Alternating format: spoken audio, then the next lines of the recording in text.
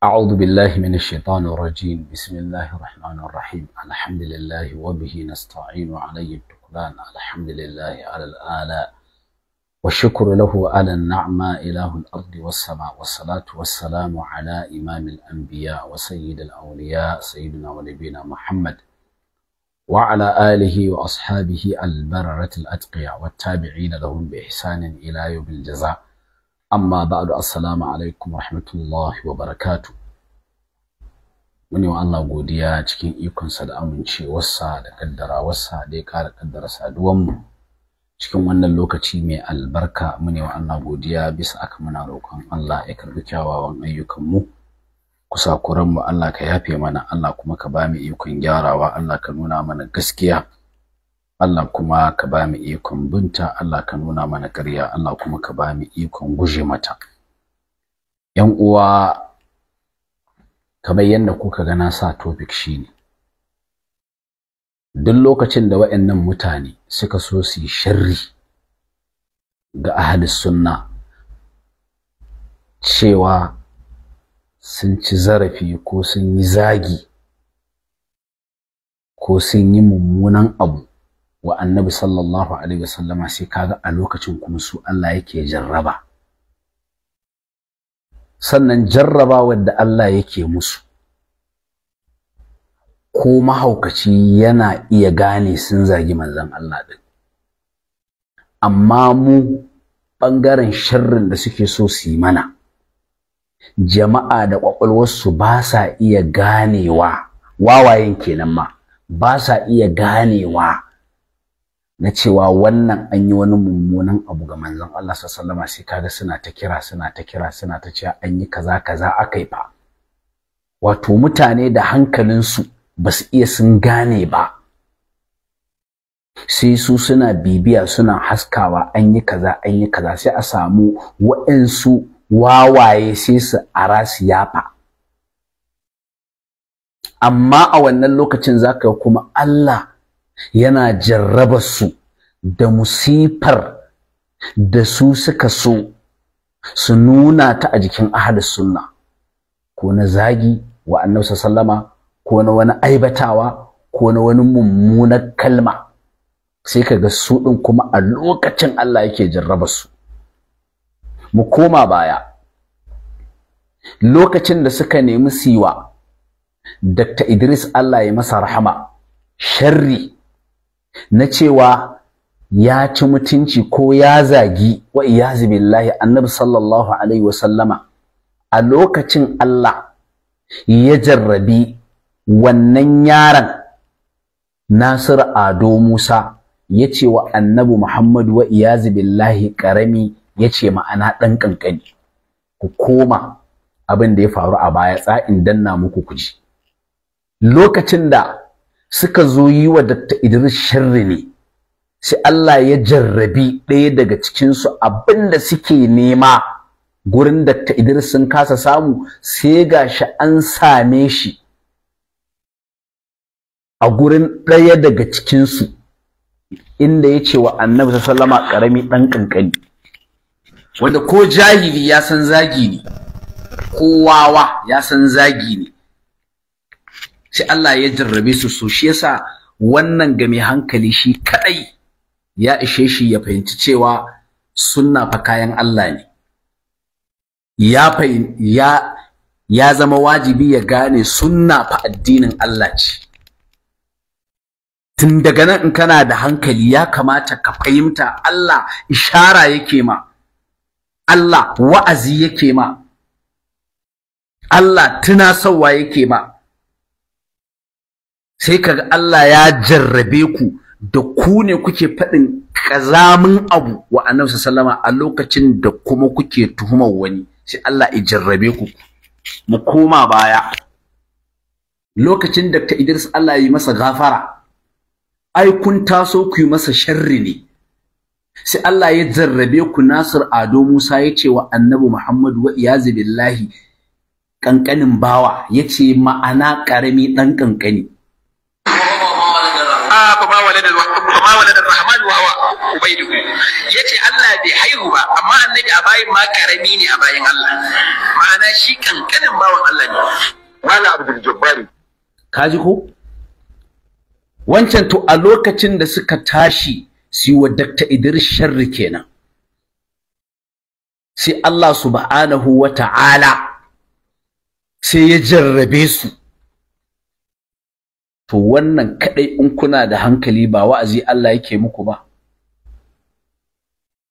Wannan kadai in kuna da tunani ba tunatarwa Allah ke muku ba? Wannan kadai in za ku wa'azantu ba wa'azi Allah ke muku ba? Wannan in kuna da karatu ba misali Allah ke buga muku ba? A wancan lokacin fa da suka zo yi wa Dr. Idris sharri kenan, Allah ya masa rahama, sai gashi ɗaya daga cikinsu ya aibata Annabi Muhammadu da abin da wawa ma ya san cewa aibatawa ne, wawa jahili ma ya san zagi ne wa Annabi sallallahu alaihi wasallama. A wancan lokacin fa kenan da suka zo yi wa Dr. Idris sharri, suke ta bibiyar zantukansa sai sun manna masa, sun laƙana masa, sun jingina masa zagi wa Annabi sallama, sai gashi ƙarraɗayansu yayi zagin. Dan ka ce wa Annabi Muhammad ɗan ƙanƙanin bawa ko ƙarami ɗan ƙanƙani ko dabba ne kai, ka san zagin Annabi Muhammad kai. To wannan kaɗai in kuna da hankali bai ishe ku wa'azi ba ku gane akan ɓata kuke? Wannan in kuna da tunani kuna da rabon shari'a bai ishe ku ba ku gane cewa ku din akan bid'a kuke? Wannan in kuna da tunani kuna da rabon shari'a bai ishe ku zubar da abin da kuke yi ba na shirme ku koma addinin Allah? Wannan kadai in kuna da hankali da tunani. Allah ya yi muku ishara ba so ɗaya ba ba so biyu ba, amma da yake shedan ya rantse sai ya halakar da ku, har yanzu kuna kai. Wannan kenan na wancan, ku ji abin da yace lokacin da suke so su yi wa Dr. Idris sharri, sai gashi Allah ya jarrabi ɗayan su. Tsaya ku ji abin da yace a wannan lokaci. Yace Allah bai haihu ba amma annabi a bayin ma karami ne a bayin Allah, ma'ana shi kankanin bawan Allah ne. Kaji ko? Wannan fa a lokacin da suka zo yi wa Dr. Idris Allah ya masa rahama sharri ne, sai Allah ya jarrabe su da wannan abin wanda baya buƙatar tawili, abu ne kawai kai tsaye cin zarafin Annabi Muhammad ne, wanda shi yafi kowa cikin bayan Allah, amma ko giya ka sha yaya zaka ce shi dan kankani ne a cikin bawan Allah, a cikin bayan Allah, in dai ba wanda ka sha wani abu ba, shi yake saman kowa fa. Amma dan ka gane nan kamun Allah ne, sai gashi da hankalinsa ya furta kalmar da ko giya mutum ya sha bai kamata ya furta ta ba. Yace wa Annabi Muhammad dan kankanin bawa a lokacin fa da suka je yin sharri ga Dr. Idris a wancan kenan. Sai ga limamin Abuja a lokacin zai bayyana son zuciya, tsaya in danna shi ku ji abin da yace a wannan lokacin. Sai ga limamin Abuja, amma abin da yasa shi wanda yayi abin wato ya nuna mun nuna a cikin imani, nuna a cikin imani, domin yana ganin kuskurensa duk da zaham na san dan adam ba ya san a ce bai daidai ba, ko ba ya san a ce ya faɗi. Dan ya ce ya yi kuskure, wallahi bai iya ba, ya je. Kaji wai ya ce ya yi kuskure, tun a lokacin na ce ƙarya ne, ba inda Nasir Ado Musa ya ce wallahi ya yi kuskure. Duk duniya ba ɗan da ya isa ya kawo wannan abun. Wannan kalma ce daga bakin Prof Ibrahim Makari, saboda ɗan fatinsu ne ya sa masa kalma na yayi kuskure, wanda Nasir Ado Musa da ya zo bayani ma cewa yayi wai waɗansu sun fahimci cewa abin da ya faɗi suka ne, ko tawaya ne ga manzon Allah wa'ansu yace sai ya raba abin kamar akwai waɗanda suke kan wannan fahimtar tasa sai ya ce amma shi ya janye amma ba inda yace yayi kuskure sai Prof Ibrahim Makara a wancan karin kenan sai ya ce wai ai kawai sai ya ce ai yayi kuskure shi bai iya ba kuma wallahi ba inda yace yayi kuskure ba in wannan kalma ce ta Prof saboda kawai ya zo sai ya kare shi ta ƙarfi da yaji wannan to ya kamata ku gane irin su Prof ba Annabi Muhammad ne a gaban su ba ƙarya suke wa al'umma kawai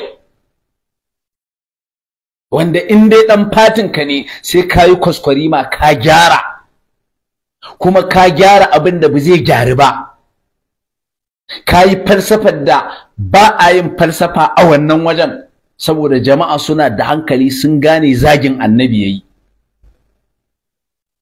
amma sai ka tsaya kana ta wani haka kana ta wani haka amma in waninku ne ya faɗi wani abu sai kun ƙaƙaba masa kun manna masa kun ƙirƙiro masa a tunaninku kun ce ya zagi annabi Muhammadu amma in naku ya fito yayi zagi ƙarara wanda ko dabba ya san zagin annabi Muhammadu ne sai ku fito kuna kare shi ta ƙarfi da yaji wai irin su burub ne wai masu kare annabi Muhammadu shi yasa ina ce ni ban ga wanda yake da siffa ta munafikai wallahi irinsa wannan ita ce magana gaskiya duk wata siffa ta munafiki wallahi ta tabbata gare shi duk wata siffa ta annamimi wallahi ta tabbata gare shi duk wata siffa ta munafinci arkanun nifaq din nan da ka sani duk ya cika su tsaf buzan ce masa munafiki bane saboda qawaid da dawabit na aqida na sun hana in ce masa munafiki amma duk wani rukuni na munafinci ya cika shi duk wani sharadi na munafinci ya tabbata a kansa sai yazo yace wai ya ce yayi kuskure wai bai iya ba kuma wallahi ba inda yace yayi kuskure a wancan karin kenan da Nasir Ado Musa yace wa Annabi Muhammadu kankanin bawa yace ma'ana karami dan kankani tsaya ku ji abin amma abin da yasa shi wanda yayi abin wato ya nuna mun nuna a cikin imani kaji nuna a cikin imani domin yana ganin kuskurensa duk da zaham na kasan dan adam ba ya san a ce bai daidai ba ko ba ya san a ce ya faɗi ɗanɗanan ya ce ya yi kuskure wallahi bai iya ba ya janye wannan imani ya janye ya yi kuskure bai gane ba ne ya yi kuskure harshen shi ya sukuce ne wannan imani ne mustawa ce mai girma a cikin imani a irin wannan dan adam yana cikin ma abin da ake gwada gaskiyan malami da imaninsa wannan abin kaji wallahi yayi fitowa yayi hudu yana ta kwaskwarima yana amma kaji kamar probe ya mayar da mu katakwaye kamar ma ba ma bibiya kamar ma ba mu san abin ma da ya faru ba wai yana ganin kuskurensa ita yayi kuskure kuma la ƙarya ne na rantse da Allah sai da ya fitowa kusan hudu yana so sai ya kara wannan na cewa da Annabi Muhammad karami dan kankanin wallahi yayi kusan fitowa hudu amma kaji yace wai yana ganin kuskurensa wai yana gani yace ai bai iya ba ya ganye ya wato dole sai ya kara ƙarya kuma wallahi ƙarya ne wallahi ƙarya ne kuma ba inda yace yayi kuskure cewa yayi waɗansu suna gani kamar abin da ya faɗi na ƙasu ne to da ka ya janye abin da kawai yace kenan ba amma yace wai ya ce yayi kuskure wai yana ganin kuskurensa kuma mutumin da ya fitowa kusan hudu tun muna jin kunyarku sai kun sa san zuciyarku yana ganin kimar ku tana zibewa sai kun sa alamomi na munafinci ya sa ba a ganin ku da wani kima tun ana ɗaukar ku a mutanen kirki sai alamomi sun bayyana cewa ku kam ba mutanen kirki bane wancan fa a wancan karin fa kenan fa wallahi yayi fitowa zai kai hudu Nasir Ado Musa wallahi yayi fitowa wallahi zai kai 4 na yana kokari sai ya bawa abin da ya faɗi kariya ta ƙarfi. Wallahi haka akai. Da mu ji ina jin wannan. Haka wannan lafazin ina sanarwa duk duniya, duk musulmi su cewa na janye wannan lafazin. Ina dama ni ne na faɗa, to ina sanarwa duniya cewa wannan lafazin na janye shi. Manzon Allah ya ƙara girma, annabi ya ƙara ɗaukaka, mu ne a gas annima. Kaji cewa ya janye, wala ba inda yace yayi kuskure, kuma tsaya ku ji cewa wa'ansu ne suke da fahimtar wannan shi abin da muka sa haram. Amma wasu daga cikin musulmi sun ɗauki cewa wannan kalmar tauyewa ne ko ragewa ne ga darajar manzon Allah sallallahu alaihi wa sallam. To ya zamto abu na cece ku ce. Al'umma to ina kira. Kun ji ko? Abun fa da yace fa kenan fa. Wa'ansu ne suke da fahimtar cewa in yace wa Annabi Muhammadu karami dan kankani, wa'ansu daga cikin musulmi wa'ansu yace. Amma a lokacin prob ya zo ta ƙarfi da yaji sai ya kare wannan yaron, ta ƙarfi da yaji ya sa kalmar da yaron shi bai faɗi bai ce wai ya ce yayi kuskure, wai yana gani ta ji fa mutumin da sai da yayi kusan fitowa 4 sai ya ba da hujjar cewa ai ma'ana da ya fassara karami dan kankani daidai yayi. Amma saboda kin Allah, saboda kin gaskiya, sai Prof Ibrahim Makari ya ce wai yana gani sai ce yayi kuskure, wallahi bai iya ba. Wai ka ji alama ne ma na imani? Wace irin alama ce ta imani? Giya ka sha ka ce wa Annabi Muhammad karami dan kankani? Wani irin alama ne na imani? Kuma lokacin da ba aya kake fassarawa ba, ba hadisi kake fassarawa ba, kawai zance ne na shewunka, baitika ne kawai na shewunka, kai ba karantarwa kake ba, dan ba musulunci kake koyarwa ba, ba musulunci kake koyarwa ba, ba sallah kake koyarwa ba, ba alwala kake koyarwa ba, kawai shewunka ne yayi wani shirme, kai ma sai ka ɗauko kana fassara wannan shirman sai ka zagi Annabi a wajen. Kaga bai kamata ma a ma saurara ma ba. Wanda ya kamata a saurara ma shine kana kokarin karantar da musulunci, ba fassara wani baiti da wani can yayi ba. To in kai kuskure harshen ka ya subuce sai a ce to nan kaza kaza ne, sai ai ma rangwame, sai ai ma afuwa. Amma fa cewa yi waɗansu daga cikin musulmai wallahi haka yace. Amma Prof Ibrahim Makari saboda tsantsatsagwaran son zuciya sai ya fito yace wai kawai wai ana nuna masa wai a'a wai yana gane kuskuren sa sai yace wallahi yayi kuskure, kuma wallahi ƙarya ne, tare da girmama wallahi ƙarya yayi. Ba inda yace yayi kuskure a wancan kenan, zamu zo wannan. Nan ina mai da ku baye ne don ku gane duk lokacin da kuka so yi wa ahli sunna sharri, to ku Allah ke jarraba da wannan abin, kuma nakun sai Allah ke jarraba ku da wanda yake da muni, wanda ba wani tawili da ka isa kai. To in kuna da hankali izina ne Allah yake muku, in kuna da hankali wa'azi ne Allah yake muku. Ko ka gyara ko ka yi tunani ko ka kyale ahli sunna, Allah na gaya muku sunnan nan tasa ce, in kuna da hankali kenan. Ga kalmar da ya faɗi,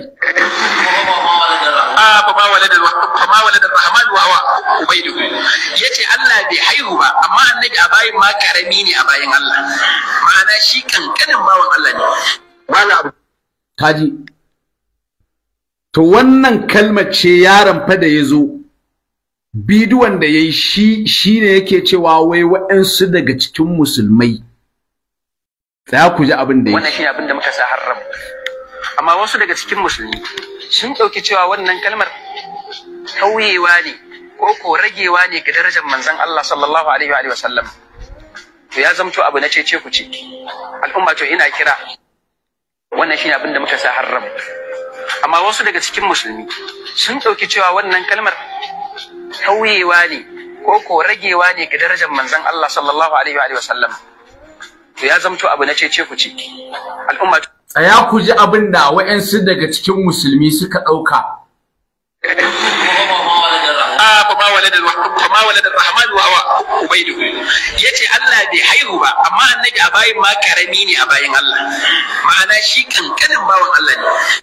Wannan abin fa kenan shine wa'ansu daga cikin musulmai wanda ya wuce kenan na lokacin da suka so su wa Dr. Idris Allah ya masa rahama sharri, sai Allah ya jarrabe su, sai ga su suka yi abin ana kayya a lokacin wannan yaron ya fito ya ce wa Annabi Muhammad karami dan kankani, kuma da aka kayya wanda ahli sunna ne suka yi diddiki ba dan dariƙar da ya fito yayi tari, ahli sunna ne suka yi te masa wuta, da ya ji wuta yayi wuta sai ya fito ya ce ai wai waɗansu daga cikin musulmai, wai waɗansu ahli sunna kenan, masoya Annabi Muhammad kenan, suna ganin cewa ya ce wa Annabi Muhammad karami dan kankani tawayewa ne, zagi ne ga Annabi Muhammadu. Ahli sunna fa kenan waɗansu daga cikin musulmai, saboda ahli sunna ne ba dan ɗariƙan da ya masa magana kwata ko ya masa raddi. Kaga yanzu Allah ya matsa bakinsa, ya nuna ahli sunna ne ke kishin Annabi Muhammadu, ahli sunna ne ke san Annabi Muhammadu. Yace waɗansu daga cikin musulmai mu kenan da muka ce ban yadda bai ce wa Annabi Muhammadu karami dan kankani dan yana fassara baitin wani shehu, da ya ji wuta sai ya zo ya ce ya janye, ba inda kuma ya ce ya yi kuskure. Amma Prof Ibrahim Makari saboda tsantsatsagwaran son zuciya sai gashi ya ce wai ai yana ganin kuskurensa, sai ce ya yi kuskure, bai iya ba, bai gane ba ne, kuma wallahi ba haka aka yi ba, sai da ya kusan fitowa hudu sai ya kara abin da ya faɗi. Daga ƙarshe ne dai da ya ga ba zai iya taɓuka komai ba, ba zai iya karewa ba, ko laƙana masa suka yi ya fito ya ce ya yi kuskure, da ya fito sai ya ƙi ya ce ya yi kuskure ɗin, sai ya ce ya janye. Kuma ya faɗi sanadiyar janyewar waɗansu daga cikin musulmai suna ganin wannan abin da ya faɗi ba daidai ba ne, ana ta cece kuce, wato mu kenan. Amma a wajen su ƴan ɗariƙu suna ganin abin da ya faɗi ƙarami ɗan ƙanƙani daidai ne, Shehu Ibrahim ne ya faɗi ya gaya Annabi Muhammad a je a haka. To yanzu dan Allah wannan abin da ya wuce kenan shekara biyu ko wani abu, wannan kenan ko shekara ɗaya ko shekara biyu, wannan abun fa kenan fa, dan Allah. Sai Allah ya jarrabe ku lokacin da kuka je wa Dr. Idris sharri, sai gashi Allah ya kama ku, an samu ɗaya daga cikin ku yayi wannan mummunar ta'asa, wannan mummunar ta'addanci wa Annabi Muhammadu, ya ambace shi da karami dan kankani. Haka a lokacin Prof Ibrahim Makari ya fito ya ta kare shi. To sai kuma na wannan kun je yi wa Malam Lawan sharri nan ma, sai gashi Allah ya jarrabi ɗaya daga cikin ku kuma, shi da ya fito ga ya kirawo ya ce ai in an ga raƙumi Annabi Muhammad aka gani, haka ya ce in an ga wani shehu Annabi aka gani, haka ya ce. To wannan in kuna da hankali dan Allah, ba wa'azi Allah ke muku ba dan Allah, in kuna da tunani wannan ba ya kamata ku bar bid'an nan ba dan Allah, ku san cewa ba addinin Allah bane. Lokacin da kuka je yi wa masoya Annabi Muhammad na gaskiya sharri, sai Allah ke jarraba ku da abin da ba za ku iya tawili ba, kowa ya san bace kuka yi wa Annabi Muhammadu, ba ku da hankali, ba kwa bibiya ne. To wancan da ya faru kenan na Nasir Ado Musa lokacin da suka je wa Dr. Idris Allah ya masa gafara sharri, sai Allah ya jarrabi Nasir Ado Musa ya ce wa Annabi Muhammad karami dan kankani. Ana tsakiyar wannan abin, to haka ma ga na Malam Lawa sun zo yin sharri, sai gashi Alƙarmawi yana cewa ai in aka ga raƙumi Annabi ne. To wannan kaɗai in kuna da tunani da hankali dan Allah, bai ishe ku gane ba ku wa'azanci kusan dai cewa sunnan nan ta Allah ce, kusan cewa ahli sunna su ne suke kan addinin gaskiya. Wannan kadai ba wa'azi Allah ke muku ba in kuna da tunani kenan. Wannan ba tunatar da ku Allah yake ba in kuna da raban shiriya kenan. To tsaya ku ji a wannan kuma sai gashi shi ma tsaya ya faɗi. Ina mai raƙumi yake, ku ɗan tsaya in sa mana shi mai raƙumi. Ga mai raƙumi, tsaya ku ji. Mai raƙumi sai Allah ya jarrabe su, sai wannan ya zo shi mai raƙumi shi ma ya zo ya yi. Ku bari da Allah in sa muku na mai raƙumi. Kaga anan ma Allah ya jarrabe su, anan ma sai aka samu mai raƙumi ya zo ya ce idan an ga raƙumi wa iyazi billahi, ya ce ai annabi ne. To wannan kadai in kuna da hankali wa'azi Allah yake muku. Lokacin da kuka je yi wa ahli sunna sharri, sai gashi Allah yana jarraba ku da ƙazaman abubuwa ƙarara wanda babu tawili, zagi ne wa annabi sallallahu alaihi wasallama. Sai gashi Allah ya jarrabe ku, gashi kuma idan kaga sheyinka wanda ka kama shi zuwa ga Allah ko bacci kake kaga shi ba shi bane manzon Allah ne, ko kana nan kana wani katar rakumi annabi ne yana ta tajalli. Ka gane kaga sheyi ma kaga annabi ke. Kawai nan wata mata ta zo min tana ta kuka wai ta ga farin wata ƙato a sama. Ka ji ko? To haka wannan lokacin da kuka zo yin sharri sai gashi Allah ya jarrabe ku ba ku da hankali ne, ba za ku gane ba, ku daina wannan mummunar ɗabi'ar. Sai gashi yanzu ma da kuka tawo sharrin, sai gashi Allah ya jarrabi ɗaya daga cikin ku, shi yayi abin da ko mahaukaci ya san ya zagi annabi, ko jahili ya san zagin annabi ne. Can wancan Nasir Ado Musa lokacin da kuka zo yi wa Dr. Idris sharri, a lokacin Allah ya jarrabe ku, ya ce wa annabi Muhammad karami dan kankani. Sai wannan ma lokacin da kuka zo yi wa Malam Lawan sharri, sai Allah ya jarrabe ku. Nazifa Alƙaramawi ya ce in an ga raƙumi annabi aka gani. To in kuna da hankali wannan ba wa'azi Allah ke muku ba? Idan kuna da rabon shari'a, ba shari'a Allah yake nuna muku ba? Idan kuna da ilimi, ba misali Allah ke buga muku ba?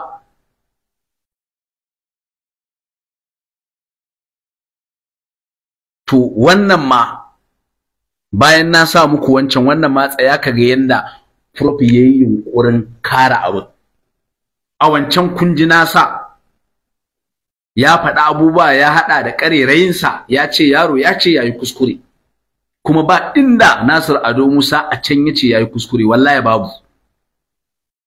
Cewa yayi waɗansu musulmai mu kenan ahli sunna muna ganin abin da ya faɗi, sai yace to ya janye.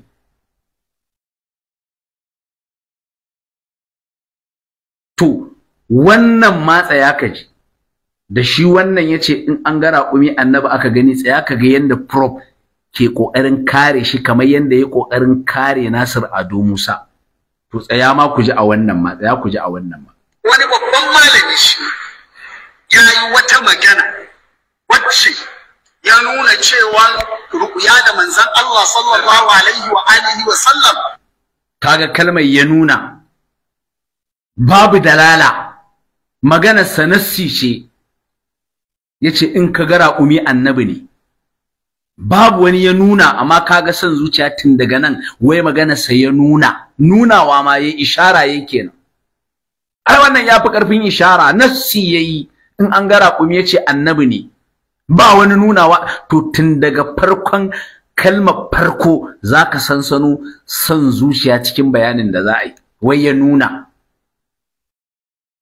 Wani babban malami shi ya yi wata magana wacce ya nuna cewa ruƙuya da manzon Allah sallallahu alaihi wa alihi wa sallam in aka gan shi a wani abu sura da ba na ɗan adam ba, har yanzu kawai ka fito ka ce in aka ganshi a sura ta menene ta raƙumi kuma dabba ne, tun daga nan zaka jiyo ƙanshin son zuciya.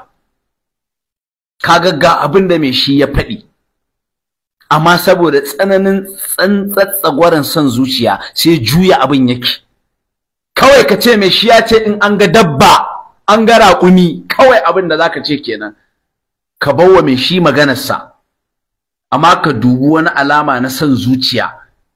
Mai shi ba haka yace ba, amma kaga yana ƙoƙarin ya juya dan dai kawai daga ƙarshe ya nuna ma ai abin da yayi in ma kuskure ne, in ma wani abu ya na ba daidai ba, to bai ma kai a zo ana abu kaza a kai ba. sallallahu alaihi wa alihi wa sallam in aka ganshi a wani abu sura da ba na dan adam ba, kar yanzu manzon Allah ne sallallahu alaihi wa alihi wa sallam aka gani. Wannan maganar zahirinta kuskure, baɗininta kuma fa kaji zahirinta kuskure. Inda ya ce kawai wannan magana kuskure ce an gama, amma saboda ya jefa wata shubha, zahirinta kuskure ne. To tsaya mu ji zahirinta kuskure, amma kila idan ya ƙara bayani ba yana nufin manzan zahirinta kuskure, amma kila idan ya ƙara bayani ba yana nufin manzan Allah sallallahu alaihi wasallam ne wannan abin da aka gani ba, yana nufin ru'yar mafarkin gaskiya ne sai kuma a nemi tawilinta. Ban san mun an fahimce ni ba. Mafarkin akan kanshi gaskiya ne sai kuma a nemi tawilin mafarkin, domin shi manzan Allah sallallahu alaihi wa alihi wasallam wannan maganar na sha faɗin sa ba iya. Duk wanda ya ru'ya da manzan Allah sallallahu alaihi wasallam ya ga manzan Allah sallallahu alaihi wa alihi wasallama ƙuruƙu a sifansa da ya rayu a duniya, to wannan ru'ya haƙƙin ne ba tawili. Duk wanda ya ga manzan Allah sallallahu alaihi wasallam a mafarki a sifansa da ya rayu a duniya, wannan ru'ya haƙƙi. Duk wanda ya ga manzan Allah sallallahu alaihi wa alihi wasallam ba a sifansa da ya rayu a duniya ba, ba a sifansa da ya rayu a duniya ba, to wannan ru'ya ce da take bukatan tawo. Sai aka ga manzon Allah sallallahu alaihi wasallama a sifan Imam Malik misali. Kaji san zuciya ko? Kaji san daman shi ce yayi aka ganshi a kace aka ganshi a raƙumi. Shine abin da mai shi ya faɗi. Kaga wannan wai aka ganshi a sifar daman cewa yayi in aka ganshi a sifar Imam Malik tayi in ka ga raƙumi yace annabi ne. Amma kaga saboda tsantsatsagwaran son zuciya sai wani canja abin yake, kuma so yake ya ba mai shi kariya. Alal akal dai a ga dai mai shi dai bai yi wani abu ma na a zo a gani ba, ko da ma a ce kuskure ko a'a mai shi in aka bibiya ma bai yi kuskuren ba. Duk sakon da yake cikin wannan abin kenan. Haka wancan yaron yace ai yana ganin kuskuren sa sai yace yayi kuskure, kuma wallahi ƙarya ne, ba inda Ado Musa yace yayi kuskure ba wajen. Kuma har yau ina tahaddi ga 'yan ɗariƙar duniya da Allah, wancan magana na shekarun da ya wuce, dan Allah in akwai inda ka ji Nasir Ado Musa ya ce yayi kuskure ka zo ka kawo min, wallahi zan zama ɗan ɗariƙa. Ka kawo min kakabdin maganar da yayi, ba inda yace yayi kuskure. Cewa waɗansu musulmai suna ganin maganar da ya faɗi ba daidai ba ce, mu kenan abin ya janyo cece kuce sai ce ya janye. Wannan shine ai maganar sa, mun bibiya tsaf. Amma prof sai yace wai yana ganin kuskuren, bayan yayi fitowa kusan 4 sai ya kara wannan karami dan kankanin da yace wa Annabi Muhammad, fitowar sa wajen 4, amma yace ai yana gani kuma ƙarya ne. Haba da Allah, tun kuna abu ana ganin ku da mutunci sai kun zubar da mutuncin ku saboda tsantsatsagwaran san zuciya. Tun kuna abu wanda masu hankali suna bibiya suna gane cewa ƙarya kuke yi, kara ɓata kuke so ku yi. kun fi kowa akan cewa ai banda kungiyanci banda, amma abu yana faruwa zaka ga tsantsatsagwaran kungiyancin da atifiya yanda kuke faɗi yana bayyana cikin zantukanku, amma kun fi kowa da awacewa ai kawai addinin musulunci ba wai kungiyanci ba, amma daga naku yayi sai kun nuna kungiyanci, kuna kokarin kare shi, wani zubin ku yi ƙarya don ku kare shi, kamar yadda prof yayi ƙarya yace Nasir Ado Musa wai yana gani yace wai yayi kuskure, kuma ba inda yace yayi kuskure, da ƙarya ma sai ka kare naka. Wai yana ganin ai yace yayi, yana gani bayan yayi fitowa kusan guda 4 sai ya kare gaya wa Annabi Muhammad karami dan kankani da yayi. Sannan wannan ma gashi ya fito gadaga ya faɗi abu, kaji wai a zahirinta wannan magana a zahirinta kuskure ne, to a baɗini fa wai amma in aka nemi ya ƙara kuma sai yake bashi sata amsa. Wato idan aka nemi ya ƙara bayani, me yasa baka ce a nemi Malam Lawan ya ƙara bayani ba, sai kai masa hukunci da ya aibata Annabi Muhammad saboda san zuciya ne naka ne yake da buƙatar shi ya ƙara bayani bayan ya faɗi abu wanda ko jahili ya gane ɓatanci ne ga Annabi Muhammad, in an ga raƙumi shi aka gani, inda ko mahaukaci ya san zagi ne. Allah subhanahu wataala ya sa mu dace. To kaga ta nan nake cewa idan kuna da hankali ya kamata ku san cewa Allah wa'azi yake muku. Duk lokacin da kuka zo yi wa ahli sunna sharri, to da abin da kuke so ku yi musu sharri da shi Allah yake jarraba ku. A baya kun so ku yi wa Dr. Idris sharri, Allah ya masa gafara, sai Allah ya jarrabe ku. Nasir Ado Musa ya fito ya ce wa Annabi Muhammad karami dan kankani. Kaga Allah ya jarrabe ku, wanda tun anan ya kamata ku zama masu hankali ku hankalta, amma saboda dattin bid'a sai kuka ci gaba da bibiya za ku ƙara sharrin. Nan ma gashi kun tawo yi wa Malam Lawan sharri, sai gashi Allah ya jarrabe ku. Nazifa Alƙarmawi ya ce in an ga raƙumi annabi ne. To yanzu dan Allah, in dai mutum yana da imani, wannan kadai bai ishe shi ya gane cewa sunnan nan ta Allah bace? Bai ishe shi ya gane cewa ahlus sunna akan addinin gaskiya suke ba? Mu ne muke zuwa muke matsa bakunan ku a lokacin da kuke yi mana sharri, ko kuma Allah ne yake jarraba ku? Wallahi Allah ne yake jarraba ku, in kuna da hankali kenan, dan ba mu ne muke matsa bakunan ku mu ce ku faɗi mummunar kalma wa Annabi ba a lokacin da kuke mana sharri ko kuka zo yi mana sharri. A'a, Allah ne yake jarraba ku ya nuna muku cewa in kuna da ganewa sunnan nan ita ce addinin gaskiya, ya nuna muku bid'an nan akan bata kuke, ya nuna muku ahli sunnan nan su ne suke kan addini na Allah. In kuka zo yin sharrin sai kuma Allah ya jarrabe ku da abin da yake ko jahili ya gane kun zagi manzon Allah. Haka kuma sai kaga son zuciya yana fitowa daga can Abuja, sai tori ya hada da ƙarya, ga abin da mai shi ya faɗi ya juya ya ce ai ba kaza yace ba kaza yace.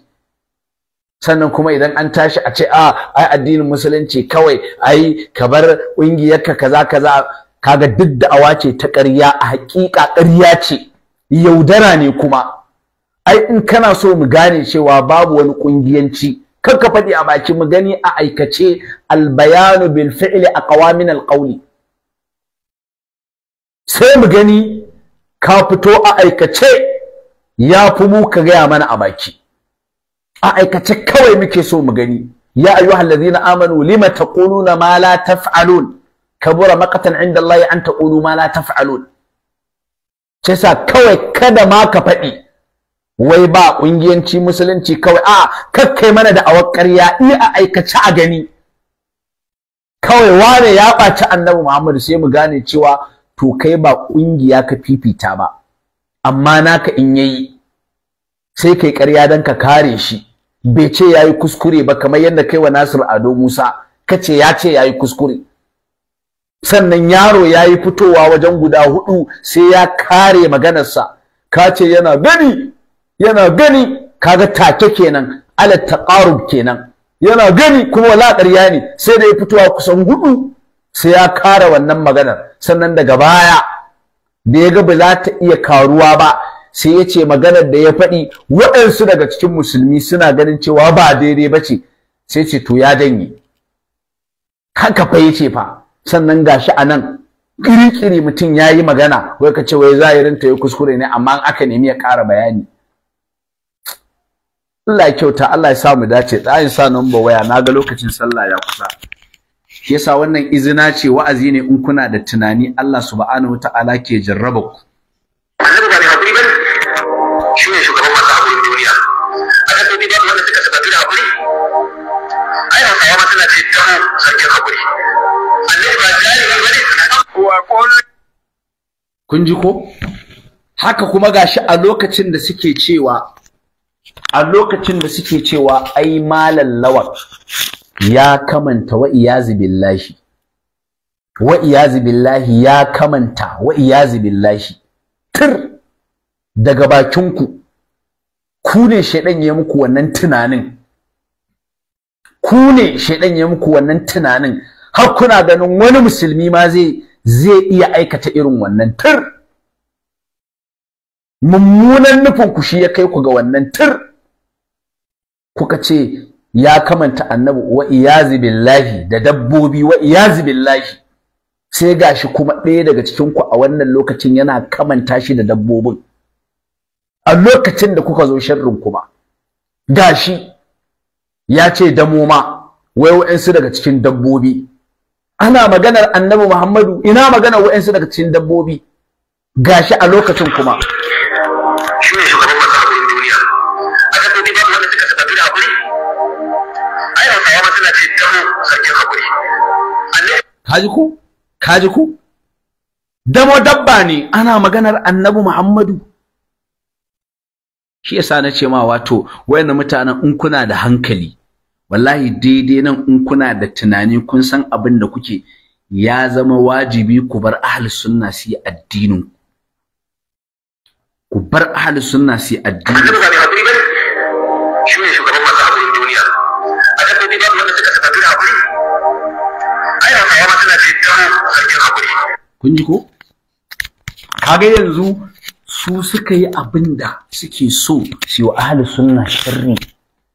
Kaga yanzu wannan ne tashbihi. Ina barista yake dan almajiri wanda bai karanta balagatul wadiha ba, babu almushabbahu, sa'annan yace an yi tashbihi. Malam lawan yana korewa, shi bai yadda ma da waɗannan siffofin ba na an haifi manzon Allah da kaza, kore su ma yake. Amma saboda kin Allah yace wai ya kamanta. Dama an taɓa yin tashbihi babu almushabbahu? Ai ba a yin tashbihi sai an samu almushabbahu, sa'annan a samu almushabbahu bihi, sa'annan a samu wajhu shabai, sa'annan a samu adatu tashbihi. Kai ko tashbihi baligh zakai to dole ka sa almushabbahu da almushabbahu bihi. Kamar anta asadun, dole ne sai an samu almushabbahu da almushabbahu bihi. Amma mutum saboda kin Allah kace yana kamanta annabi, to ga me kamanta annabi wa iyazi billahi da dabba nan daga cikin ku ɗalibin ku, lokacin da kuka zo yin sharri bayan ya faɗi siffar ta annabi ya tabbatar masa shine haƙuri, sai kuma yace ba a samu wa'ansu daga cikin dabbobi. To kaga wannan shi ya tashbih, shi ya kamanta annabi da dabba. Wannan daga cikin ku kuma sai da ya tabbatar wa da annabi siffar ta haƙuri, sa'annan kuma sai ya ambaci wani daga cikin dabba da yake da wannan siffa. Kaga wannan ne tashbihi dan almajiri, wannan ne tashbihi. Amma shi malam lawan asali ma wannan siffa bai yadda da ita ba, sai da ya kore ta. shi yasa ma da ya tanana ta ma da kaso ka lakkana masa kace yayi tashbihi yace ya za a yi a kamanta abin da babu, yace an taba kamanta abin da babu, to wannan shi ya tashbihi, saboda wannan ya fara tabbatarwa da annabi siffar ta haƙuri sannan ya koma ya tabbatarwa da dabba, to wannan shine asalin tashbihi, ko da kiki ne kai ka san tashbihi yayi. Allah ka raba mu da son zuciya. Wallahi in ni ne ku daga nan na bar bid'a, wallahi in ni ne ku daga nan, wallahi in ni ne ku daga nan, in ni ne ku daga nan na bar bid'a, wallahi daga nan na batta, saboda Allah ya nuna muku zahiri cewa ahli sunnan nan sune suke kan addinin Allah. Kun zo yi musu sharri a kwanakin baya, Allah ya jarrabi ɗaya daga cikin ku ya yi mummunar kalma, ya zagi annabi, kun ƙara zuwa yi wa wani sharri, Allah ya ƙara jarraba ku har mutum biyu, ga wannan yanzu ya yi tashbihin dabba wa iyazu billahi, damo da annabi wannan yaron. To kaga dan almajiri wannan shine tashbihi. Amma tsaya ka ji, makiya Allah ne ba za su yi magana ba, makiya annabi ne ba za su yi magana ba, muna nan da kai. Wancan ya ce wa annabi Muhammadu in an gara kumi shi aka gani, muna nan da kai, ba za su taɓa yin magana ba, makiya Allah ne. Yasa wallahi wannan abu da kuke wa ahli sunna, wallahi ɗaukaka ce kuke don yi wa sunnar.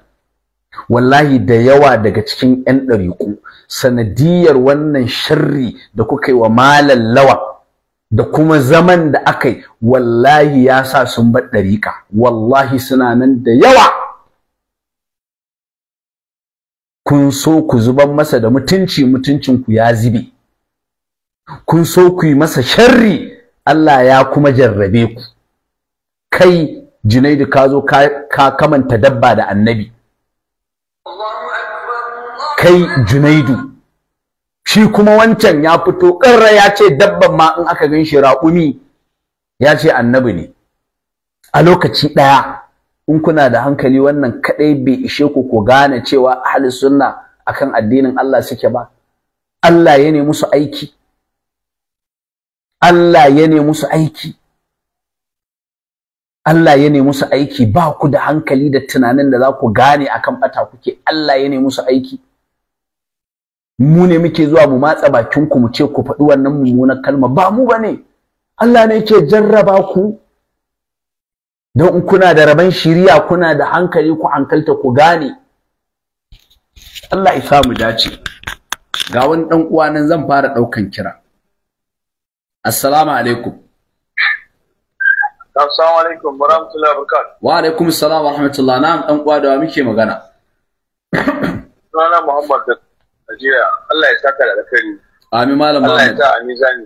Amin amin. Ai idan ka kalmar karatun da shi wannan jinedin yayi na Bauchi, ai magana biyu a gurin. Wannan ai magana ta farko ne da ka danna yanzu. A cikin ka ci gaba da jin audio ta video ta shi, yayi wani mummunan kwaba a inda yake cewa a mafarkin ma yana so ya kare a karma wiki da yake cewa a mafarkin ma ka ga wani mutum kaman gurgu ko makaho da mummunan tsufa, to sai a fassarar mafarki za a ce maka ai manzon Allah ne ka gani yake magana cewa wai addinin ka akwai kuskure. Ka ji wannan magana ba haka ya faɗi ba, ka saurari gurin ka ji. A'a ina ma da shi za mu sa, muna da shi ma za mu sa wa al'umma su ji. Wai in mutum ya ga wani mutum gurgu ko mummunan sufa ko makaho haka, wai manzon Allah ya gani, amma manzon Allah ne ya zo masa a su wannan mummunan sufa da ya masa wani cewa wai addinin sa akwai bid'a, akwai kaza wani tashbihi na hauka dan Allah. Dan Allah ka ci. Wannan mutum ba shine fa fito yake cewa shi ce mako in ba daga manzon Allah baya so dan Allah ya bar taimake shi, haka ya faɗa ba. Lokacin da Dr. Idris wannan mutane shashashu ne. Wallahi dariƙa dillalan mutanen banza ne wallahi. Kuma abin da zai bata ma da shi ne magoya bayan da kasan kokolon cibiske shi ba ta ganewa. Ba da Allah. Allah ya shirye su, ana ganewa wallahi, waɗansu suna ganewa. Amin. Akwai wancan bidiyo gaskiya ne abin da ya faɗi. Ya ma faɗi in ka ga wani baki, ya faɗi yace in ka ga wani baki ya faɗi. Nan wani ai baki yace. Idan ka yi ru'uyansu aka ce maka manzon Allah ne sallallahu alaihi wasallama ba a musa.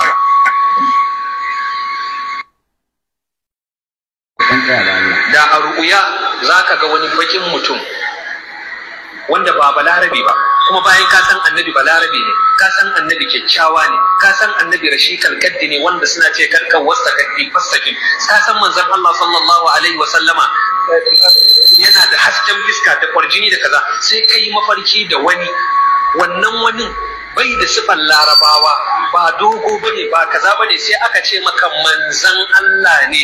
A ka'idan fassarar mafarki a gurin malamai ba a ce ƙarya ne ba manzon Allah bane, ba a faɗa ko ƙarya ne, sai a ce ka ga manzon Allah amma yana maka ishara akan kana da rauni cikin addinin ka koma domin ka zama daidaitacce, ka ganshi a suransa na takamuliya cika. Da kai da fassarar mafarkin kun ci gidanku ƙarya ne. Fassarar mafarkin aya aka ƙaryata, da kai da fassarar mafarkin kun ci gidanku ƙarya ne. Wai baka ce a ƙarya ne ba manzon Allah bane. Kaga wani baki, nace kai da fassarar mafarkin kun ci gidanku, aya ce ta alqur'ani da har za a ce ba za a saba ba. Wato kaga ƴan ɗari'u ko wallahi dan uwa, in ka sa tunani kaɗai ba tare da karatu ba, ka sa tunani ba tare da karatu ba, wallahi zaka gane batattu ne.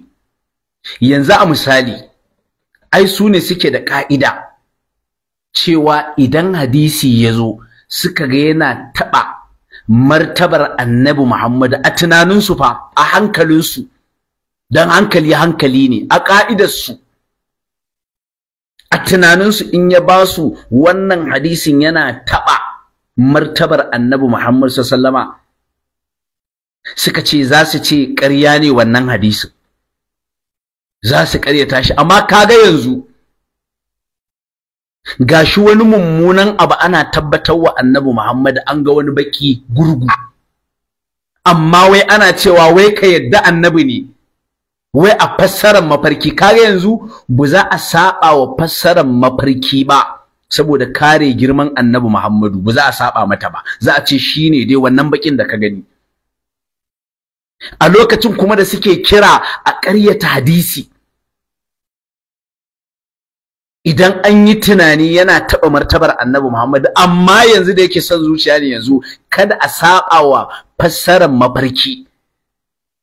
Da aka ga baki, aka ga ɗan gurgu, a yadda a ce annabin ne, shi fassarar mafarki ya fi hadisi. Kai, kaga waɗannan mutanen,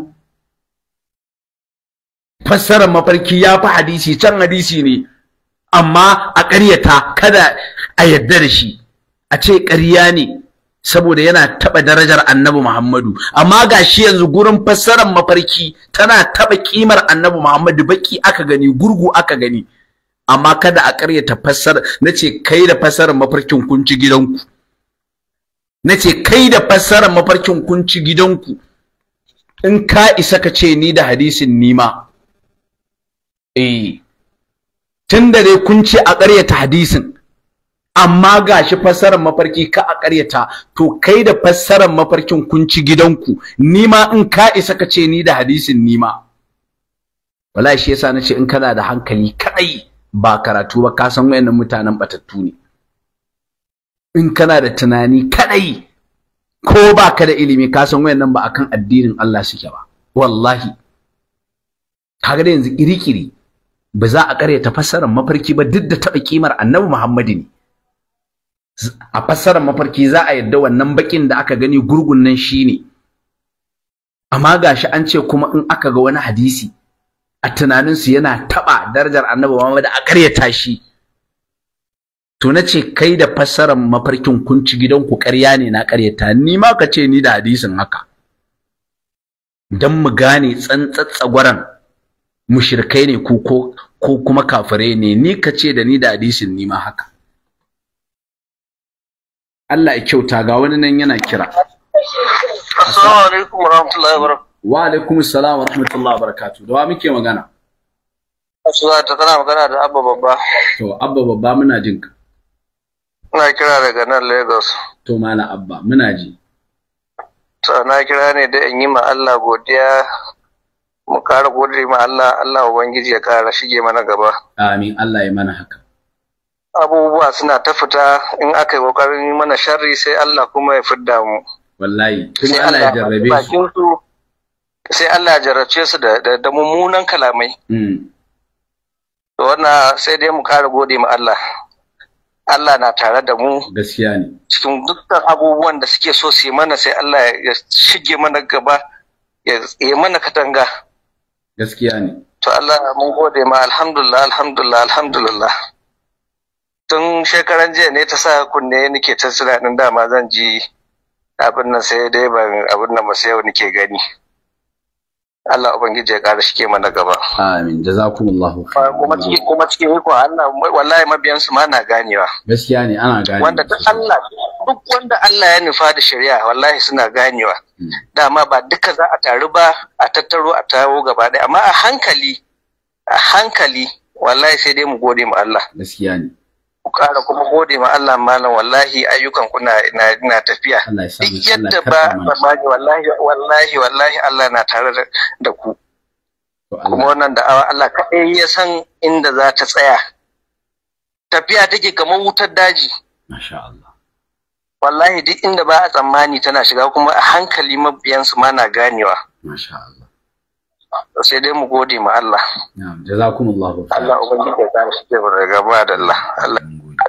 To akwai dan uwa na ga yana ta kira saboda a ba jama'a damar kira.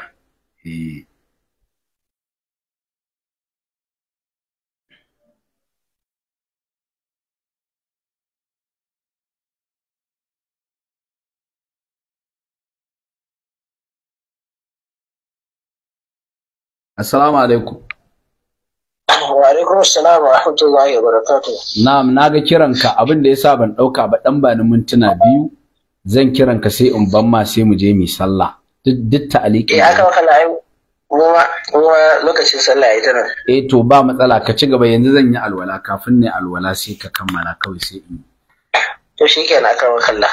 To da farko Allah subhanahu wa ta'ala ya saka muku alkhairi malam. Allah ya ta manzon Allah sallallahu alaihi wa sallam. Allah subhanahu wa ta'ala ya kiyaye shi mutabewa da kuma tabbatar da mu akan abin da yake da daidai.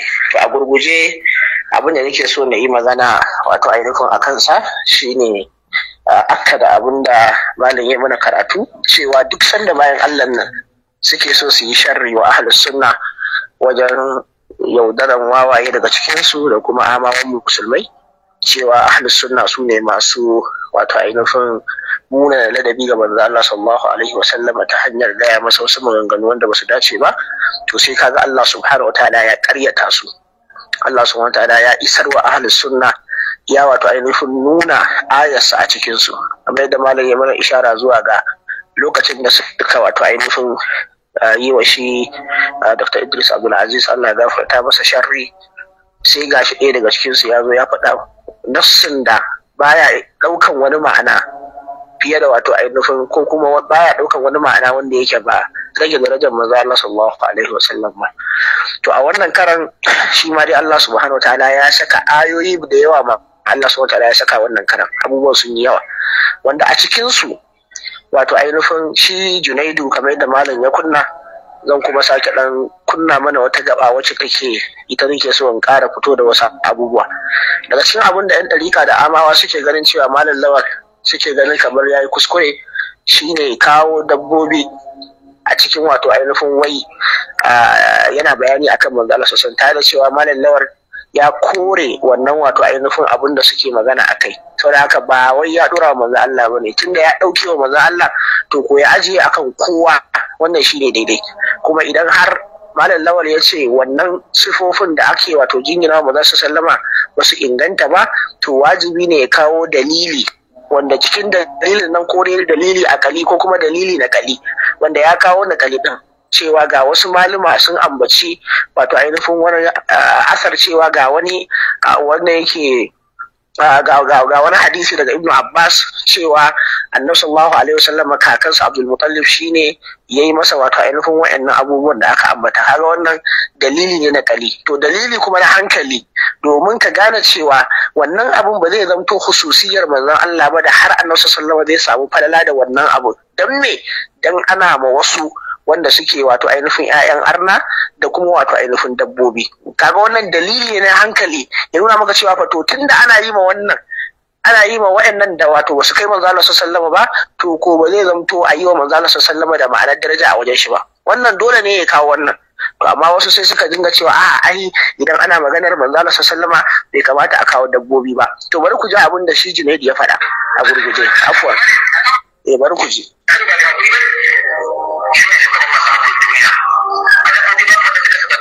To kun ji ko Annabi sallallahu alaihi wasallam mai hakuri bane, shine mai hakuri, shine wanda yafi kowa hakuri a duniya. A dabbobi ma akwai wanda suka wato ainihin siffanta da hakuri. Kaga wannan an samu kwabo da kwabo, sifa ce da ya tabbatar wa manzo Allah sallallahu alaihi wasallam cewa ba shi bane mai hakuri, shine yafi kowa hakuri. Ga dabbobi ma suna da hakuri. To a nan wurin an cika wato ainihin ka'idoji na wato ainihin at-tashbih. An cika ka'idoji tam na wato ainihin at-tashbih, kamar yadda wato ainihin maluma suke karanta mana. Idan aka ce tashbihi, to shi tashbihi yana da wato ainihin rukunai guda 4 a gurguje. Na farko a samu al-mushabbahu wa huwa shay'ul muradu tawdihuhu wa wasfuhu, ma'ana a samu abinda wato ainihin za a yi kamanceceniya din da shi. Sannan a samu al-mushabbahu bihi, abinda za a yi muqarana da wancan abu, wanda shine ash-shay'ul ladhi yushabbahu bihi al-mushabbahu li isti'arati sifatihi. Za a wato ainihin aro sifar wancan sai a wato ainihin yi kamanceceniya da shi. Abu na uku shine a samu adatu tashbihi wa hiya al-alfaz allati tustakhdamu lirrabt bayna al-mushabbahi wal mushabbahi bihi. A samu wato ainihin adatu tashbih, lafazi wanda yake ana amfani da shi wajen yin wannan muqaranar, kamar a ce kaza kamar kaza ne, ayi amfani da kafu tashbih ko ayi amfani da kalma ta mislu ko dai wani abu makamancin haka, da za a nuna cewa wannan abun da wato ainihin wannan abun sai a samu kalma da za ta yi ishara zuwa kamantawa ake yi. Sannan kuma a samu wajhu shabahi, a samu sifa al-mushtaraka wacce bainal mushabbahi wal mushabbahi bihi wallati min ajliha jarwa tashbih. A samu shi wannan fuska na wato ainihin kamanceceniya da wannan a cikin bayanin malam Lawal ba wata fuska ta kamanceceniya, babu fuska ta kamanceceniya, domin bai ma kamantan ba tukunna. Ya korewa manzo Allah sallallahu alaihi wasallam. To tunda ku ya korewa manzo sallallahu alaihi wasallam, ya za a ce ya kamanta da manzo Allah? To shi kuma wannan sai da ya kawo sifar cewa Allah sallallahu alaihi wasallam shi bane mai hakuri, kuma shine shugaban masu hakuri, to dabbobi ma suna da shi, har ya kawo misali. To nan wurin wannan shine ya kamanta manzo Allah sallallahu alaihi wasallam da dabbobi. Ina kun ce kalmar wasu ma cewa suke yi to yanzu shikenan an ji ba kamantawa yayi ba, idan ana maganar manzo Allah kada a kawo kalmar dabbobi. To shi ga wannan ya kawo, shi yanzu shi ma yayi daidai ko? Tare da cewa ba wai muna maganar cewa misali muna muku ilzami ne, idan har kawo kalmar dabbobi ko a wajen ku shine matsala, da har za ku jingina mu wani kiyayyar manzo Allah sallallahu alaihi wasallama, ku ce ya zagi manzo sallallahu alaihi wasallama, to ya muka ji kun yi shiru akan Junaidu?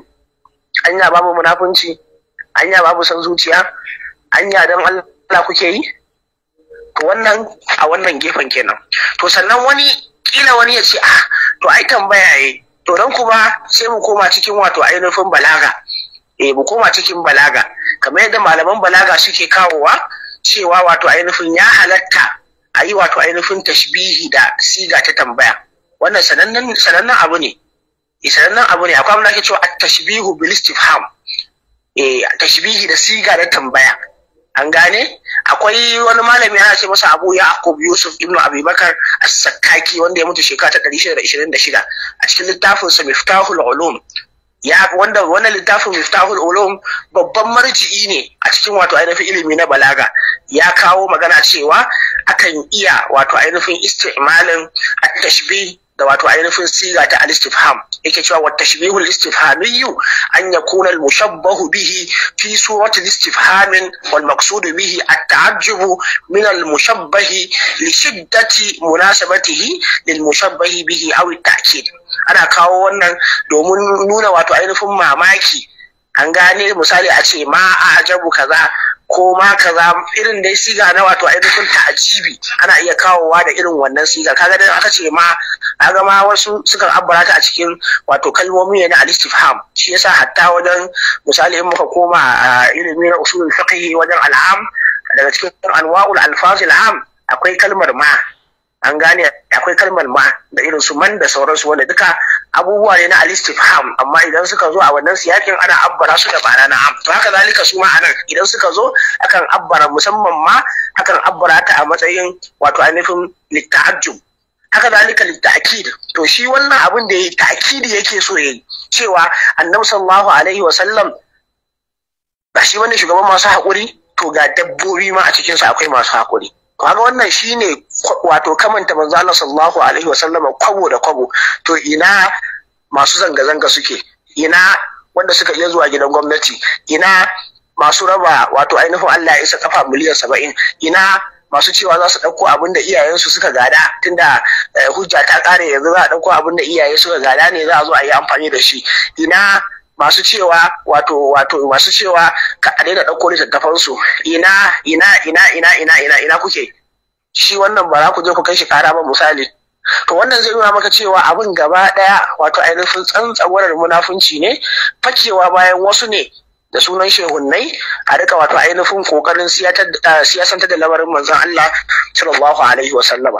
Sannan abu na karshe, wannan abin da ya faɗa na cewa yana so ya kawo wani tawili kaza da kaza, wannan hadisin manzo Allah sallallahu alaihi wasallam kai tsaye ya tinkari wannan fahimta nashi yayi rugurugu da ita. Hadisi ne ingantacce daga manzo Allah sallallahu alaihi wasallam cewa man ra'ani fil manami faqad ra'ani fa inna ash-shaytana la yatamassalu bi. Duk wanda ya ganni a cikin mafarki ni ya gani, domin shaytan baya kamanceceniya da ni. To yanzu a nan wurin idan wani ya je ya ga wani manzo Allah sallallahu alaihi wasallama, to kenan ba manzo Allah sallallahu alaihi wasallam ya gani ba. Yawa shi yasa ma idan ka zo ka ce ka ga manzon Allah, malamai abinda suke yi shine za su tambaye ka. Idan ka ce ka je ka ga wani gajere ko ka ga wani baki ko ka ga wani kaza, za a ce a manzon Allah sallallahu alaihi wasallam ka gani ba. Ba manzon Allah sallallahu alaihi wasallam ka gani ba. Saboda haka yanzu ka ga wajen kare alƙarmawi suna kokarin wato jingina manzo Allah sallallahu alaihi wasallam abu wanda yake bai dace da shi ba, kamar yadda shi Junaidin ya ce wai idan ka je ka ga wani wanda yake ba balarabe ba baki, ka je ka ga gajere, ka je ka ga gurgu, ka je ka ga wanda yake da ido daya, kamar yadda ya faɗa da lafazinsa, to wai ba za a ce ba annabi ka gani ba, kenan za a ce wa ka gani kenan, wa kenan za a ce ka gani. Saboda haka wayannan mutanen Allah subhanahu wataala ya shirye su. Abinda zan faɗa na ƙarshe shine ƴan uwa mu ji tsoron Allah subhanahu wataala. Annabi sallallahu alaihi wa sallama ya fi gaban a zauna ana wato ainihin siyasantar da wato ainihin sha'aninsa sallallahu alaihi wa sallama. Ya kai amin musulmi, ya kai wanda kake neman gaskiya, ya kai wanda kake wato girmama manzo Allah sallallahu alaihi wa sallama girmamawa na gaske wanda babu siyasa a ciki, to ka gane soyayyar manzo Allah sallallahu alaihi wa sallama ibada ce. Soyayyar manzo Allah sallallahu alaihi wa sallama addini ne. Soyayyar manzo Allah sallallahu alaihi wa sallama dole sai an koya, tunda ibada ne, tunda addini ne. Law kana hubbuka sadiqan la ata'tahu innal muhibba liman yuhibbu muti'u. Da soyayyar ka ta gaskiya ne da kai masa biyayya, domin masoyi ga wanda yake so mai matakar biyayya ne.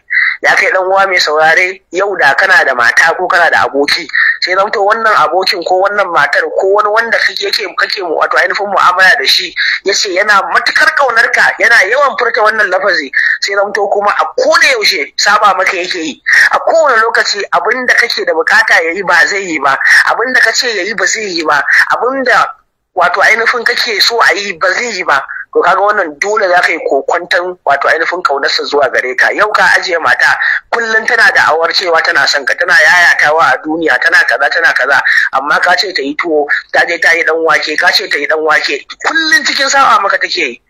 Dole sai ka sake komawa ka yi nazari, ka ce kai wannan ke dai kina faɗa ne, kin ma raina ne, sai ka ga zai kai matakin da gwargwadon yadda take faɗan tana son ka, gwargwadon yadda kake ganin ta raina maka wayo, kake jin ma ka mata ne ta ko na makamancin haka. Saboda haka soyayyar manzo Allah sallallahu alaihi wasallam addini ne, sai an koya. Kada ku rika yin soyayya irin ta wato ainihin afifa, domin soyayyar afifa wa manzo Allah sallallahu alaihi wasallam ba za ta amfanar da mutum ba, kamar yadda Abu Talib soyayyar da yawa manzo Allah sallallahu alaihi wasallam tunda ba ta addini bace, kaga bai kore masa azabar Allah subhanahu wataala ba. An gane, saboda manzo Allah sallallahu alaihi wasallama yana da wato ainihin yanayin da in dai ka ganshi to dole sai ka so shi soyayya ta ɗabi'a, saboda Allah subhanahu wataala ya riga ya wato saka shi a wani irin manzila da in dai ka wato ainihin ganshi, in dai kyawun mutum ne zai sa ka so shi, in dai mu'amala ne, in dai haiba ne, in duk wani ɗabi'a da zai sa ka ji kana son wani, Allah subhanahu wataala ya cika shi wa manzo Allah sallallahu alaihi wasallam. Wa innaka la ala khuluqin azim. Shi yasa zaka ga duk masu inkari da manzancin manzon Allah ba wai dan annabin bane, saboda kashin kansu ne. wa innahum la yukadzibunaka walakin alladhina kafaru bi ayati llahi yajhadun. Waɗanda suke kin bin manzon Allah ba wai suna karyata manzon Allah ba, idan sun san baya karya, sun san bai yi karya wa mutum ba, ballanta na yayi karya wa ubangijin mutane gaba daya. Wanda bai yi karya ba wa mutum, tsakaninsa da mutum bai yi karya ba, to ba ko zai yi wa ubangijin mutane karya ba.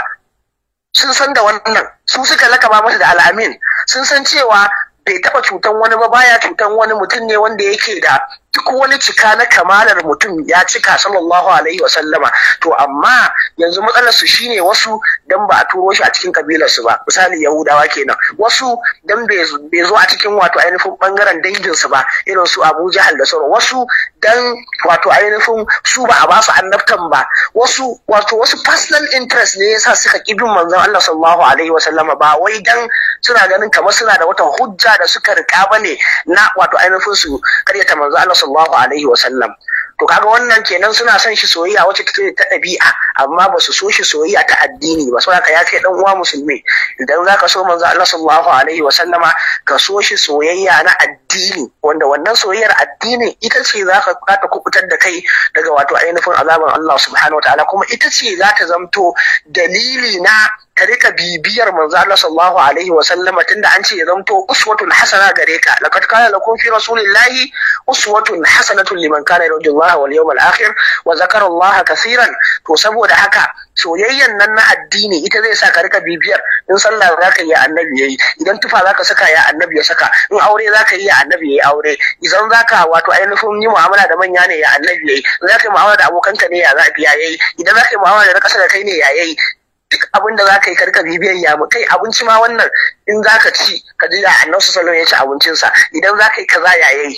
Wannan shine soyayya ta addini wanda zai sa ka rika bibiyar manzo Allah sallallahu alaihi wasallam rayuwarsa da ma'anar sunnarsa wajen ganin ya yayi addini. Daga cikin hikima na turo manzo Allah sallallahu alaihi wasallam da wato halitta irin tamu na dan adam shine mu yi koyi addini daga wajen shi. Law kana fil ardi malaikatun yamshuna mutma'innina, sai ka ce la nazzalna minal malaikati malakan rasulan. Da ashe mala'iku ne a duniya suke tafiya, to in tashi turo musu manzo, to mala'ika za a turo musu.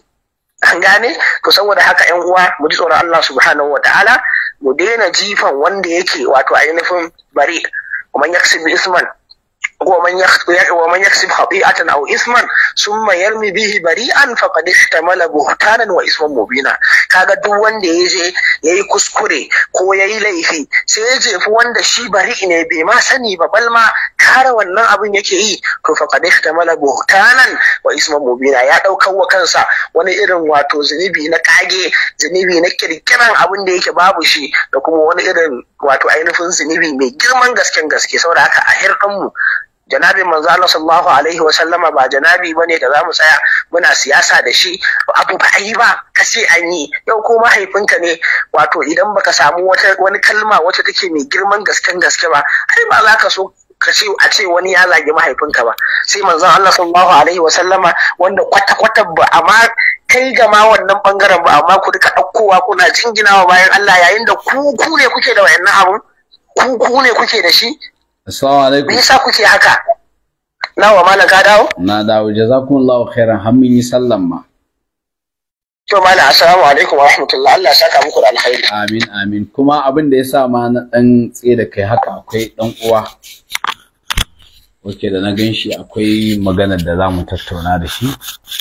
Gashi can ina hango shi a sama, ya haji Alhaji Tanko daga Aidiyar ba. Ya ji ina hango ka, insha Allah yanzu zan kira ka a waya insha Allah.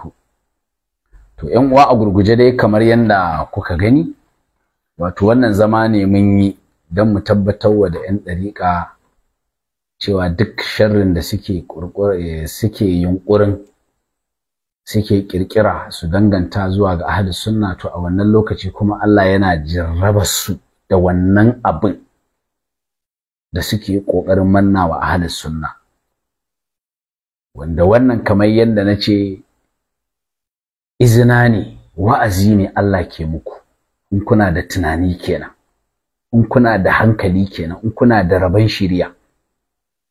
Lokacin da kuka zo kuka yi wa Dr. Idris Allah ya masa gafara, Allah ya sa ya huta, lokacin da kuka zo yi masa sharri na ya zagi manzo Allah sallallahu alaihi wasallama, sai Allah ya jarrabe ku Nasir Ado Musa ya ce wa Annabi Muhammad karami dan kankani.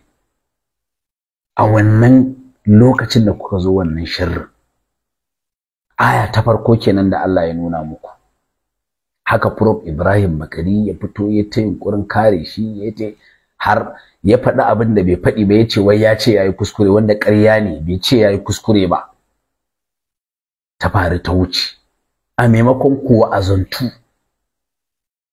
ku gane cewa wannan sharrin da kuka yi wa Dr. Idris shine lokacin Allah ya jarrabe ku da wannan abu da dan uwanku yayi, yace wa Annabi Muhammad karami dan kankani, amma kuka ki ku wa'azantu, kuka dora daga inda kuka tsaya, sai gashi kun zo yi wa Malam Lawan.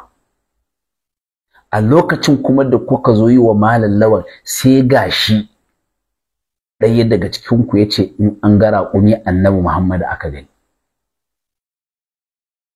wanda ko mahaukaci ya san an zagi manzon Allah, ko jahili ya san cin mutuncin manzon Allah ne, aka dabba ka ce shi aka gani. Sannan sai ga Junaidu, lokacin da kuka zo kuna ƙoƙarin sharrin ga Malam Lawan, sai ga shi ya ambaci siffa ta Annabi Muhammadu, ya ce yana da haƙuri, sai ce ai wa'insu ma daga cikin dabbobi suna da haƙuri. Kaga yanzu ya tabbatar wa da manzon Allah siffar haƙuri, sai kuma ya tsallaka sai ya tabbatar wa damo, wanda damo dabba ne, ya haɗa da na Annabi Muhammadu. Idan ana maganar manzon Allah wake maganar dabba? Junaidu. In ana ƙoƙarin kamantawa, yaya ai babu kamanceceniya da siffa ta Annabi Muhammadu da siffa ta dabba damo, babu kamanceceniya, ba alaƙa ma, ba alaƙa. Wallahi haƙurin Annabi Muhammadu ba irin haƙuri bane na wannan dabbar da ya ambata, ba irin, ba ma haɗi, babu kamanceceniya, ba iri ɗaya bane, amma sai alaƙanta shi. Kaga wannan shine ainihin wanda ya siffanta Annabi Muhammadu, ya kamanta shi, ya tashbihi. Ina wannan mutumin da yake? Ana tuna min sai gashi kuma Allah ya ƙara jarrabar ku, sai gashi a lokacin da kuka zo yi wa Malam Lawan sharri, sai ga wani shi ma daga cikin ku yana saman nan da duk ka ganta kan babansa ne, duk girmanta kaga kan tabbas kan babansa jibgi ne. Wannan duk Allah ya nemi ku ne, ko kwa wa'azantu, ko kwa yi tunani, ko kwa gane wayannan mutanen fa ku bar su akan addinin Allah suke, ahlus sunna kenan. Ku bar su, sharrin nan da kuke bibiyar su da shi kanku yake dawowa, duk Allah yana nuna muku.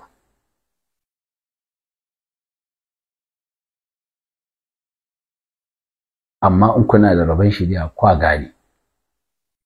Shi yasa dai wannan shine sakon da nake dauke da shi, da abin da muka yi daidai Allah ka ba mu lada, wanda muka yi kuskure to daga gare mu ne Allah, kuma ka ba mu ikon gyarawa, ka yafe mana. Assalamu alaikum warahmatullahi wabarakatuh.